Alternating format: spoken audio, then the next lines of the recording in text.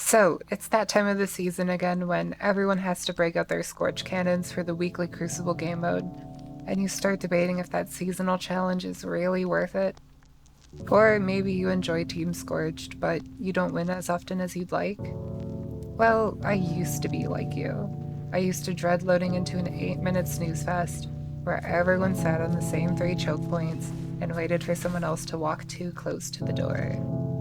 Now, it's one of my favorite modes in the Crucible.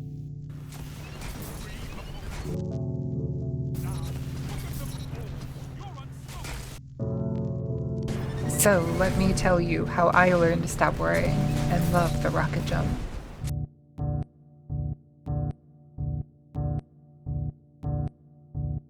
Now, you might have the notion that Team Scorched is just a big lottery where you go in, spam your Scorch cannon around a few corners, and leave with about 10 kills a game. If you do, you're sadly mistaken. There is a real depth to this game mode that some players seem to overlook due to how it played before rocket jumping was added.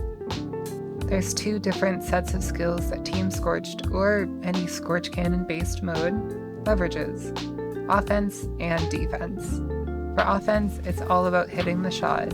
Whether you hold down the trigger to airburst a flying guardian, or you tap fire to send someone sitting on the ground to the spawn screen, you have to learn how to hit people with your Scorch cannon if you want to win. Also, if you don't know that Scorch cannons operate like most special grenade launchers, where holding down the trigger allows you to explode the rocket prematurely, that can be the one thing holding you back from excelling in this game mode. If you need practice hitting your shots, you can always go to Europa, kill this big guy, and use the Scorch cannon he drops to fight the Elixni around there. If you want to practice against human opponents, then maybe ask some friends to hop in a private match, or maybe post on the Bungie LFG section and see if anyone else wants to get some practice in. So, what makes a good defense? Well, a good offense helps, definitely, but that can only take you so far. Eventually people start to shoot back at you, and just standing still is the worst way to play this game mode. So how can you defend yourself from people firing rockets? The answer is speed. Sprinting, jumping, no, we need much more speed than that. We need rocket jumping. I can hear you now. Rocket jumping isn't defense, it's offense. I go flying around the map and I get so many more fights because of my speed. I use rocket jumping offensively. Are you getting kills with your rocket jumps consistently? Because if not, then your speed is a defensive tool that allows you to be more aggressive with your shots, and rocket jumping is not part of your offense, but your defense. Being evasive should be your primary reason for going fast, with the ability to get into more fights being incidental rather than the primary motivation. Now there are 4 basic types of rocket jumps. There's the classic forward rocket jump, where you shoot the ground or a wall, position yourself, or just sprint over it, and you go flying. This is an extremely important jump to master, as the trajectories and speeds you can fine-tune with this jump will help you with the others. The forward rocket jump is an excellent tool for starting engagements defensively, as it can be pretty tough to hit someone moving that fast. Though it can become predictable, so don't think it makes you invincible. A great way to practice this jump is to go for one very close to every spawn you get. The second type is the backwards rocket jump. To do it, you just point down at the ground or the wall in front of you and tap fire to get a quick boost of speed backwards. It's useful for when you've moved too far forward and need to backpedal pretty fast. Or if the enemy is pushing forward on you and you're in a bad spot, then you can back up out of harm's way really fast with the backwards rocket jump. This is essentially your disengage move, and should be used when moving forward or standing your ground aren't good options. The third is the rocket jump in place. To do this, shoot the ground like a forward rocket jump and place yourself almost or directly on top of the rocket and fly upwards. It's a lot like a hunter jump, but you go a lot higher, a lot faster. You also use this jump essentially like a hunter jump, taking the high ground on opponents coming out on you already engaged in a fight, or if you're embroiled in combat and can't seem to hit your shots, it might be worth giving yourself some breathing room above everything. Now, the final type of rocket jumps is an exclusive to very high sensitivity controller or mouse and keyboard players. the flick rocket jump. Here you take the same concept used in the backwards rocket jump, but now you can use it anywhere in any direction. Just quickly flick your aim over to the ground at any particular angle and tap fire. Go Soaring. This is a defensive move that can be used pretty much anywhere at any time. It can be a good start to an engagement, then you can quickly re-maneuver to find a better angle, and you could even disengage using a flick jump. Now that you've mastered both offense and defense, now what class do you use and what exotic armor should you use? Well, Precious Scars does heal you if you are using a solar subclass, so Titans do have access to decent healing mid-fight.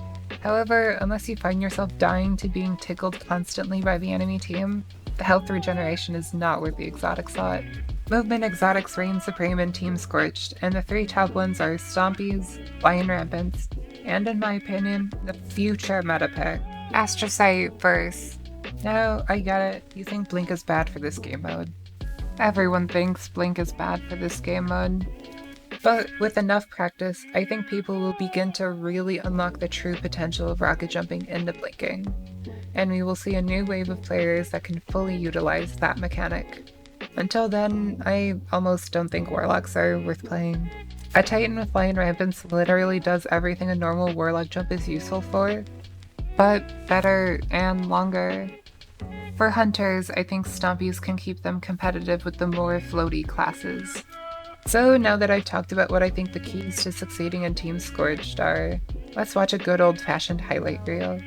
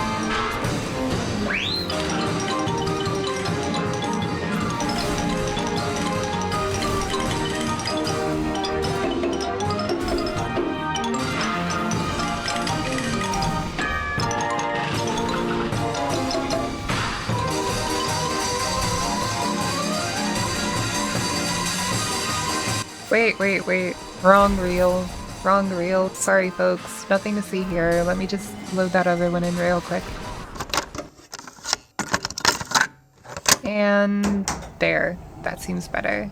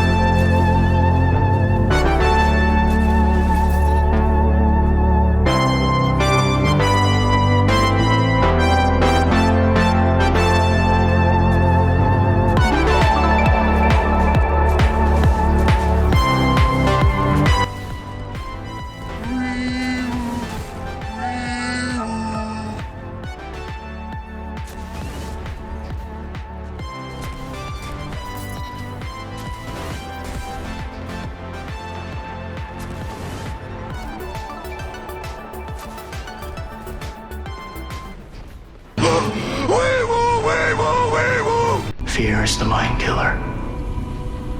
Fear is the little death that brings total obliteration. I will face my fear, and I will permit it to pass over me. Where the fear is gone, there will be nothing. Only I will remain.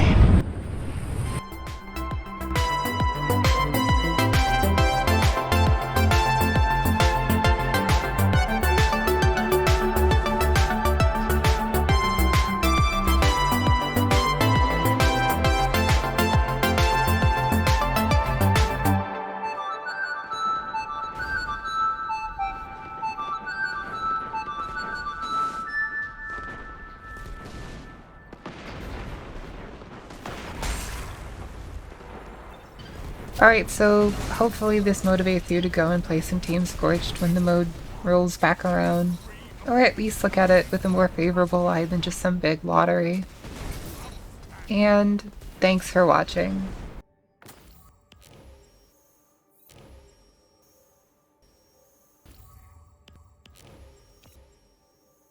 I just dropped 26 in Team Scorched. Nice. Let's go.